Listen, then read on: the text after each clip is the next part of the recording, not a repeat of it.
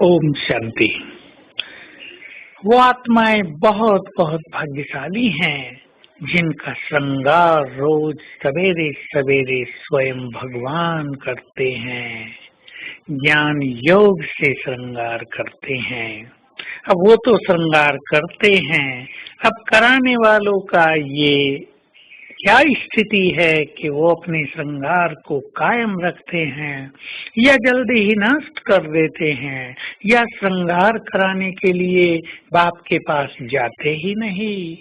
अगर हम सवेरे उठकर बाबा के पास नहीं जाएंगे तो वो शक्तियों और वरदानों से हमारा श्रृंगार कैसे करेंगे। यदि हम उसकी मुरली सुनने ही नहीं जाएंगे तो वे हमारा ज्ञान रत्नों से श्रृंगार कैसे करेंगे। ये श्रृंगार सचमुच ही बहुत सुंदर है।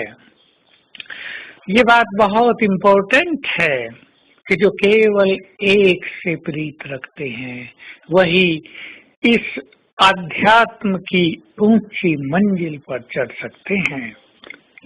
जिनका प्यार चारों ओर बिखरा हुआ है वो इस मंजिल को पा नहीं सकते। जो एक बात से संपूर्ण प्यार रखते हैं उनकी सभी श्रेष्ठ आशाएं भी पूर्ण हो जाती हैं।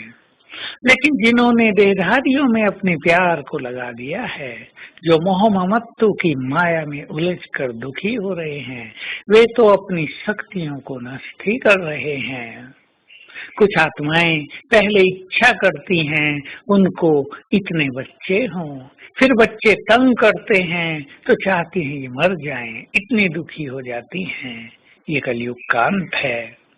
यहाँ अगर आप ममत्व को ज्ञान योग के बल से छोड़ेंगे नहीं तो अब समय आ रहा है जब आपको अपना मोह ममत्व त्यागना ही पड़ेगा, और बलपूर्वक मोह ममत्व से मुक्त होने से आत्मा बस नष्ट प्राय जैसी हो जाएगी, उसकी खुशी चली जाएगी।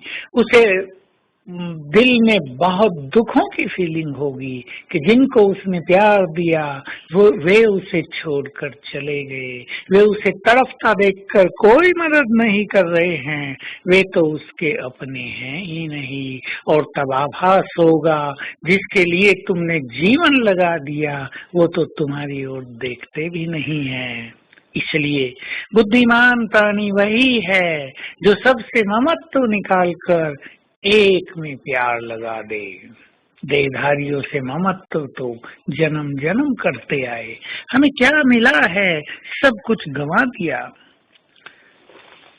कई सोचते होंगे ये काम बहुत कठिन है।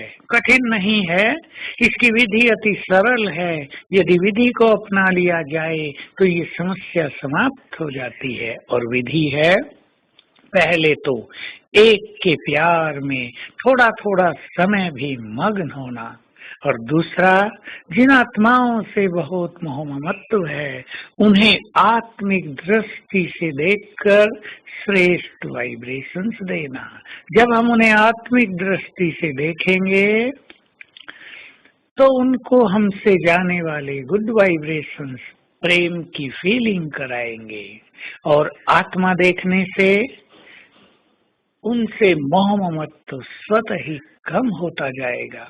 कई आत्माएं तो मोह ममत्व की जंजीरों में इतनी जकड़ी हुई हैं कि उसे तोड़ना भी उन्हें भारी लगता है। मोह की मीठी मार उन्हें मार रही है। जैसे आजकल डायबिटीज एक स्लो पॉइजन बन गया है, वैसे ही मोह ममत्व भी बहुत भयंकर स्लो पॉइजन है जो आत्मा की खुशी को नष्ट करता है, उसे परमात्म प्राप्तियों से दूर करता है। चाहते हुए भी, निश्चय होते हुए भी आत्माएं प्रभु पालना का सुख नहीं ले पाती, यहीं उलझ कर रह जाती हैं।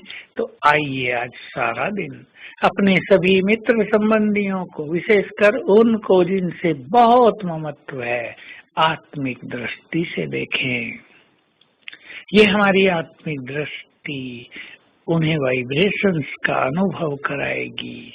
स्पेशली भी मैं मास्टर सर्वशक्तिवान हूँ, विश्व कल्याणकारी हूँ, इस नजर से उन्हें देखेंगे तो उन्हें श्रेष्ठ वाइब्रेशंस प्राप्त होंगे और बीच बीच में बाप दादा का अपने पास आह्वान भी करेंगे।